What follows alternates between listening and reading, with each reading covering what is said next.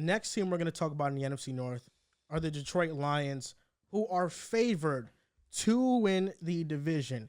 Now, last year they finished with a 9-8 record, team's first winning record since 2017. If they were to win a division like everyone is projecting them to do, it would be the first division title since 1993. And they have just one playoff win since 1957.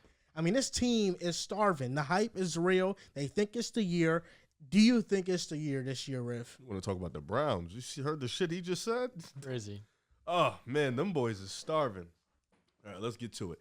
Jared Goff is a good quarterback, and I think the situation in Detroit was really good for him. You know, they traded him for Matthew Stafford.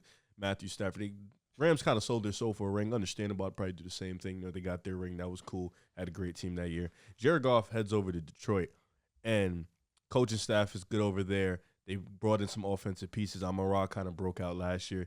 Jameson Williams, they're waiting for him. Aiden Hutchinson. You know, they got some guys out there defensively, offensively. It's a young team full of talent.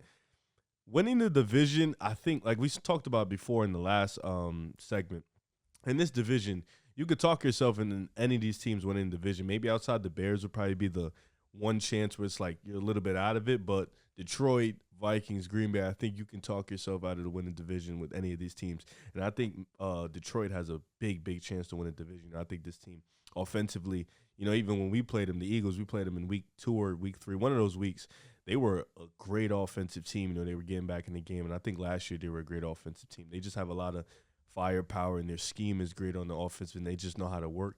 And defensively, that's where they have to improve. And I think defensively, that's where they need to get better at. I think they need to work on that. But I think this year, for sure, you know, with the way Jared Goff looks, he looks like still a solid quarterback, somebody that can get it done. You got Amon-Ra, you got Jameson Williams. I think defensively they'll make a step. I think you can definitely talk your way in this team winning the division.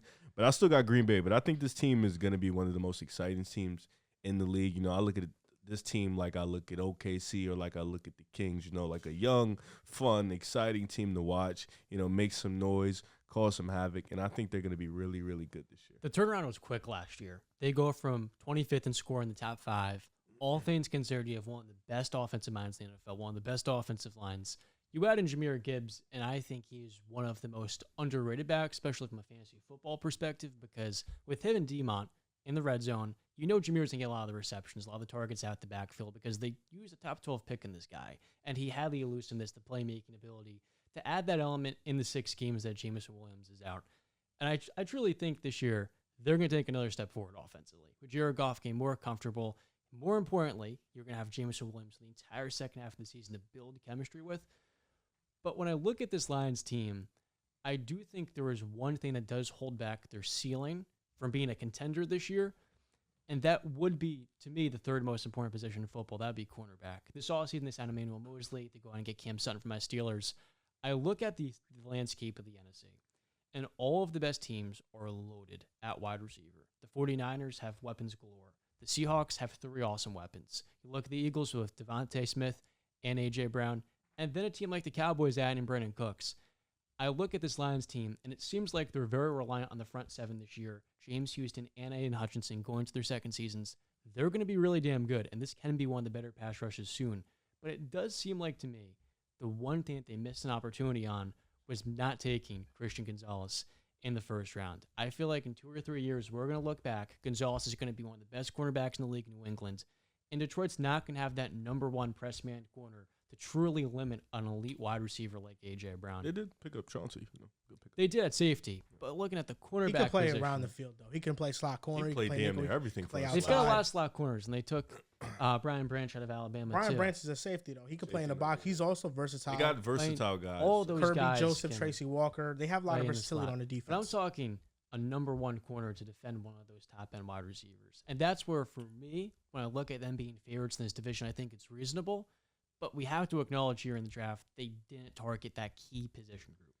That's a big You didn't even question. mention the division. Like, Chicago got DJ Moore, Darnell Mooney, Minnesota, obviously. So, it's definitely. Well, that's the expectation now. I feel like it's gone from Lions playoffs to, this is a team that needs to win a game. Yeah, or two even in the dog shit postseason. teams like Tampa Bay, you still got Godwin and Mike Evans who's still going to give you fits. John. Crying. I was chuckling a little bit. And the reason why I was chuckling is not because you didn't say anything sound. I think you said a lot of sound things. But to be worried about the Lions defensive backs and not the Vikings, I think that's a little bit unfair, don't you think? Is it unfair? Bro, giggled at you. Cam Sutton and Emmanuel Mosley, when healthy, are better than anybody the Vikings could trot out there. If you have that concern for the Lions. At corner? And yes, at Byron corner. Murphy? Byron Murphy is a solid corner. I think him and Cam Sutton are around the same caliber of corner.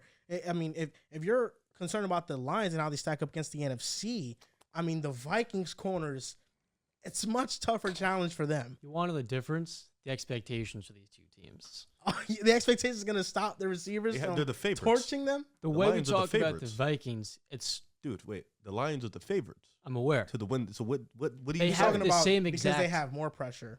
They have the same exact, to me, they're the two best teams in this NFC North, but they don't have the same exact expectations. The Lions are expected to win a playoff game this year. Clearly, they're a division favorite, and I feel like they have the same exact totals as the Vikings, but Minnesota has a more established wide receiver core with Jettis all by himself, and I think the big thing here, too, is while the offense should be top 5 this year, you can't overlook the fact if Jameson Williams doesn't catch that stride, then you are relying on Amon-Ra and Jahmyr Gibbs, and then you do have to lean on that defense more. They did it last year, and they were fine. They didn't have Jameson last year. He wasn't productive for them at all, and they were a top offense. The Lions, to me, are a tricky team. I'm not all the way bought into the hype, but I could see where it's coming from. They started 1-6, and they finished the season out 8-2. For me, I feel like they're a bit in the middle. You know, I don't think they'll start as bad as they did last year. I don't think they'll finish as great as they did last year. And the biggest turnaround for them, really, was the personnel change that they did. There was a couple things. Fewer turnovers, the personnel change, and their fourth quarter production was truly elite. Throughout this season, the Lions were a team that were one of the best first quarter scoring teams. In the second and third, they would cool down, let teams catch up, and they wouldn't finish games in the fourth quarter. But in that second half of the season, they became a top 5 team in terms of fourth quarter offense, and that's why they were able to finish more games. But this team is going from a really weird place, you know, being an underdog to now being favored. In 31 of their last 34 games, the Lions have been underdogs. They are favored in 11 games in 2023 alone. So in over half the games, they're favored. But to talk about the biggest adjustment, so the Lions early in the season were very hell-bent on using a lot of 12 personnel, 2 tight end sets that really wasn't working for them. So they started shifting to more 2-back sets. And now bringing in Jahmyr Gibbs and Montgomery, who I think are upgrades over Swift and Jamal Williams. I think they'll be more efficient. But they were 26 in EPA through week 8 and 2 tight end sets. And they ranked 3rd in EPA per attempt week 10 onward when they shifted to the 2-back sets. The Lions were 0-6 in the turnover battle in 2022. And really, it all hinges on Jared Goff. Jared Goff, I believe, didn't throw a single interception in his last 8 or 9 games. And that was really the biggest difference. Goff's target depth lowered by almost 2 yards throughout the season. He had 1 interception on 178 passes, 12 yards or less, versus 5 interceptions on 71 passes, 12-plus yards through week 8. So that means that Jared Goff is somebody that when he is operating in an offense that is quick pass heavy, you know, he's reading the field quickly, he's making quick decisions, he doesn't make mistakes. It's when he's holding the ball, targeting receivers down the field where those interception numbers spike. And they were 0-6 when they lost the turnover battle. So what Ben Johnson did was he lowered his target depth. Through week 9 onward, the Lions were 34th in average target depth, 33rd in passes thrown, 15 and 20-plus air yards down the field. So Ben Johnson shifted the entire offensive philosophy to making sure Jared Goff is not going to turn over the ball. I think Ben Johnson is going to be a head coach relatively soon, likely after this season. And the defense, the first 7 games, had 2 interceptions versus their final 10 games had 10 interceptions. So you had a marriage where Jared Goff had no interceptions in the last 9 games, and the defense in the final 10 games had 10 interceptions, and they were getting turnovers left and right. I think that's going to come back down to earth. I don't know how much faith I have in Jared Goff to continue to be safe with the ball, because in his Lions tenure, he's had an interception percentage of 1.4% In his last 3 seasons with the Rams, it was 2.4%. But I think as long as Ben Johnson caters the offense to targeting receivers underneath, Jared Goff will be fine. And targeting running backs more often, I think Jared Goff will be fine. I think the Lions are going to finish second in this division behind the Packers because they have the 11th easiest schedule. They don't play a game with less than 6 days of rest and preparation. And they have 3 Thursday night football games in 2023. So they're going to have 3 mini bye weeks for this staff to prepare for games that are coming up. So for me, would I be shocked if they win the division? No, I would not. If it's not the Packers, it's the Lions for me. And after firing their defensive backs coach weeks 8 onward, they improved from allowing 32 points per game to 20 points per game. And they have some young players that are just getting better. And while, Cam Sutton, Mosley, C.J. Gardner-Johnson aren't superstar household names that are going to change the defense around, I think they have enough talent to make a big enough improvement where it's not going to cost them games. Because when they started 1-6 last year, their defense cost them games. I think they'll be stable, and the offense is going to be an elite offense. Barring a Moran injury, because they have no depth of wide receiver, as long as he's healthy, they're going to have elite offensive output in the passing game. Not to mention getting Sam Laporta, as a tight end. So they got a lot of offense. They added in more offense in the draft while also getting some solid pieces in free agency on the defensive end. So offensively, you can expect more firepower from this unit. I think Jameson Williams is going to have like a big year. I think when he comes back, he's engaged. Last year, like you said, didn't have much production, didn't play much. But then this year, missing the 6 games, he's going to have a chip on his shoulder to prove that he's one of the best receivers in his class. And I think with him missing in that year, missing those 6 games, he's going to kind of be behind a little bit. So he's definitely going to be coming in with a lot more urgency and a lot more awareness. Like, I want to come in, make big impacts, have big games. So I think he's going to be huge for what you said, John, and how they spam Amon-Ra. Jameson Williams is going to have to be that number 2 guy to kind of open up the field and like take that load off of Amon-Ra. And I think that could be the difference between a Vikings team with Jettas who can probably do it himself and Jordan Addison. If you have that number 2 guy, that kind of mitigates all the other things. No, it could be a perfect duo with him. And Amon-Ra. So Jameer can take some stress off the passing game too. He can have a lot of those targets because he's going to line up in a lot of different places in an offense. He's explosive, and I trust Ben Johnson to use him. We talked about the Lions' strengths. We talked about things they can improve on. What is their ceiling in 2023? I think the ceiling for the Lions is 7th seed, winning the division, winning a playoff game. I don't think they're as good as the Cowboys or the Eagles or the Niners. But I think their ceiling is definitely being that next team after those 3 that can make some noise in the NFC. I think it's different because I like in the regular season, I think the ceiling should be win the division. But I think in the playoffs they can win the division and play the Cowboys or the Niners.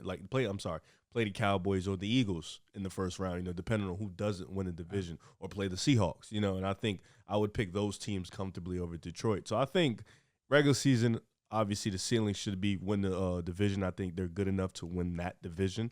And in the playoffs, I think the ceiling for sure, 2 different ceilings, should be win that playoff game, depending on the matchup. I won't expect too much if they play the Eagles or the Cowboys. I don't expect an ass whooping. I expect them to give a good performance, play well, make it a competitive game. For the Seahawks, I can see them upsetting the Seahawks. You know what I'm saying? That's not a top tier team. That's a team that has more weaknesses than a lot of teams. So I can see Detroit beating them, but that would be my ceiling for sure. The shootout they had of Seattle, was that week 1, week 3 last year? It was early in the season. I think it was week 3. Somewhere around there. Yeah. I agree with you guys. The more I look at them and the Vikings, the more I think they're the 2 most similar teams in the NFL. With very similar strengths, very similar weaknesses. One's got slightly more expectations than the other, but that's for due reason. You think the Vikings and the Lions are similar? I think they're very similar, yeah. What type of similarities do you think that they have? Well, defensively, the Lions have a better front 7 with their young edge rushers. I love the James Houston pick. He was super productive in the second half of last year. And Aiden Hutchinson should have been the first overall pick, either him or Kayvon Thibodeau. So you look at the upside they have, it is more. You don't agree? The face. I'm not in total agreement with you. I think there are some similarities, yeah. I think the Lions do have a better coaching staff top to bottom. Kevin O'Connell was great in his first year. I'm not taking away what he did, but I mean, if I'm a team and if I'm hiring between Kevin O'Connell and Ben Johnson, I think I'd take Ben Johnson to I agree be with head you. coach. I think he's a better offensive play caller. Jared Goff, I don't think he's as good as Kirk Cousins, but within that system and what they ask him to do, I think he'll be more efficient. The Lions' offensive line is a top 3 unit in football. They have a legit running game they can rely on. Fair The enough. Vikings with Dalvin Cook couldn't run the ball. With Madison, it'll be much worse. Madison has just not been efficient. And the offensive line is good, but they have some weak points in that offensive line. Like the guard spot is very weak with Ingram and Ezra Cleveland. The interior of the offensive line falls apart. Right. The tackle spot is good, though. It's a elite. comparison that stems from 2 elite offenses with defenses that need to improve. They have similar quarterbacks, very similar. They're both awesome at tackle, and they both have really good weapons. That's where, to me, I think they're very identical. I think the Vikings have the talent to be an elite offense. I just don't think that they've had the offensive output to the point that I could deem them an elite offense. Like last year, they were a good offense. You know, at times they flashed moments of brilliance, but year long, were they an elite offense? They weren't. Where the Lions, all year long, it didn't matter who they went up against, the output was there offensively. So that's the only thing that I push back on. Where the Vikings, yeah, listen, Jefferson, you know, Kirk Cousins, Addison, Hawkinson, they have talent, but it doesn't show up in the rankings that they're an elite offense.